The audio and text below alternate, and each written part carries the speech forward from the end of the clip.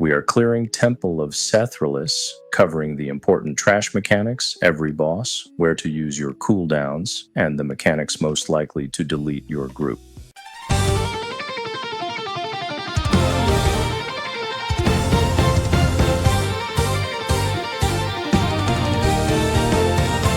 At the start, you can make one large pull, run the full pull, then stack against the wall to break line of sight on the casters and bring everything together. This is a good place to use lust, offensive cooldowns, and defensives. It also gives you a quick idea of how much your group can handle. Watch for arrow barrage and use crowd control or a mass stun to stop it. If it goes through, the targeted player should use a defensive. There will also be several bleeds here. Healers need to be ready to remove them or heal through the damage. If you have a bleed on you, use a defensive when needed. Keep dodging the puddles and interrupt the lightning cast as much as possible.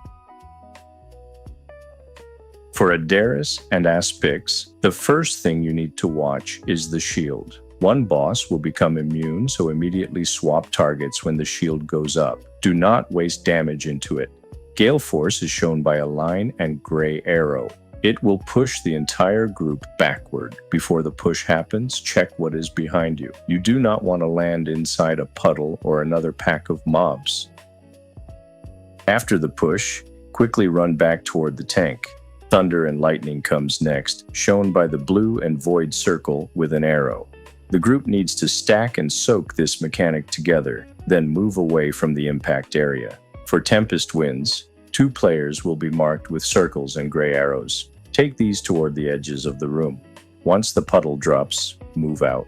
Overload increases the boss's damage, so the tank should be ready with mitigation. At around 30% health, the boss casts Storm Blessed and becomes immune. Swap immediately to the other boss. This is also a strong place to use Lust if you still have it available. Keep repeating these mechanics until both bosses are down.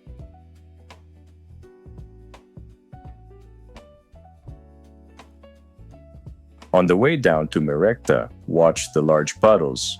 These can kill you instantly. Once they appear, you have a few seconds to move through safely. If you cannot make it, wait for the mechanic to finish before crossing. For the next trash packs, the priorities stay simple. Interrupt dangerous casts, dodge the puddles, and avoid the frontal attacks. Staying close to the enemies makes the frontal much easier to sidestep.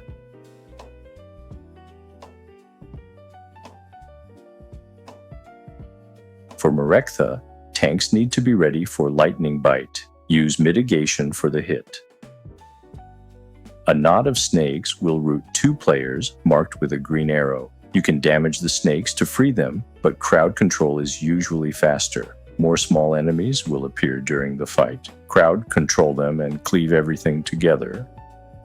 Serpent Storm knocks the group backward and creates several lightning puddles. Keep moving and dodge them.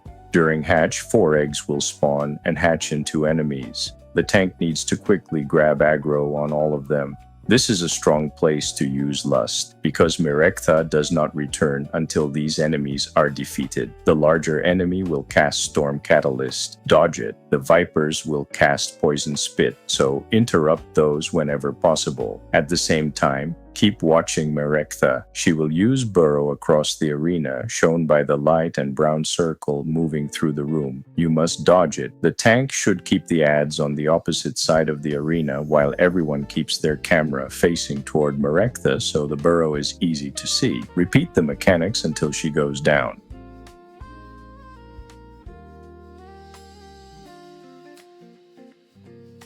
Next comes everyone's favorite mechanic, lightning orbs. Dodge your way through them and try not to become part of the dungeon decoration. For the trash packs, focus the agitated Nimbus first while interrupting casts from the other enemies. Players can also receive a lightning debuff here. Healers need to remove it when possible or be ready to heal through the damage. Galvazzt is all about positioning. 3 lightning spires will appear. 3 players need to stand between the spires and the boss to intercept the beams. Use defensives while soaking. The tank should keep Galvazzt far away from the 3 spires so the group has enough room to position correctly, and tanks do not soak these beams. The easiest setup is to move the boss toward one edge of the room opposite the spires. When Galvazzt casts Induction, the tank takes a heavy hit and a large puddle is dropped on the floor. Use Mitigation and place these puddles near the edge whenever possible. Keep adjusting the boss position based on the spires, and use the room carefully so you do not run out of safe space.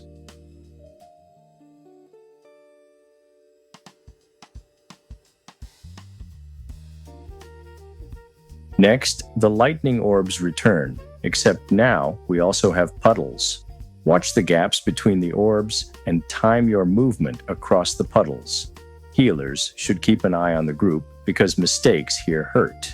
Inside the next room, the group needs to collect 2 orbs. Their positions can be seen on the map. You do not need to clear every enemy in the room. Kill the packs around the orbs and move on. The Temple Disruptor will attempt to cast on the orb. Do not allow this cast. Interrupt it, crowd control it, and kill the disruptor quickly. The Orb Watcher hits the tank hard with Venomous Slash, so tanks need to prepare mitigation. Once both orbs are completed, the large snake skull opens and you can continue. At this point, you should be around 90% enemy forces. If you are below that, grab 1 additional pack before moving forward. On the way to the final boss, healers should be ready to remove poisons. Players targeted by the red fixate lines need to kite while the group slows and cleaves the enemies.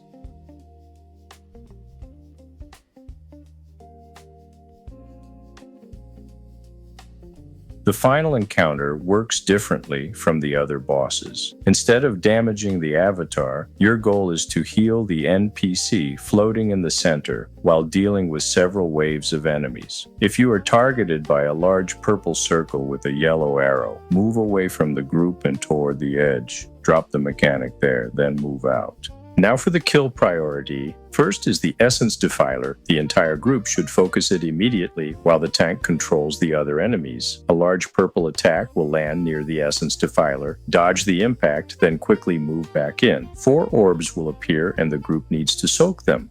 If the orbs are not soaked, they explode and can wipe the group. If you have the large purple circle with the yellow arrow during this mechanic, stay away from the group. Everyone else handles the 4 soaks. Once the Essence Defiler dies, move to the Twisted Hexer. Keep its casts interrupted until it is dead. The Corrupted Guardian hits the tank hard, but it is the lowest kill priority and can be handled last. Once the Essence Defiler is gone, the healer should put heavy healing into the avatar. Any DPS or tank with useful healing abilities can help here too. At the same time, several enemies will fixate the healer. The group should slow and kill them while the healer continues healing the avatar and kites the fixated enemies around the room. A second wave will appear. Use the exact same priority. Essence Defiler first, then Twisted Hexer, then Corrupted Guardian. Keep healing the avatar whenever you have the opportunity. Once the avatar reaches 100% health, the encounter is complete. Leave a like if this guide helped you and check out our Midnight Season 2 guides.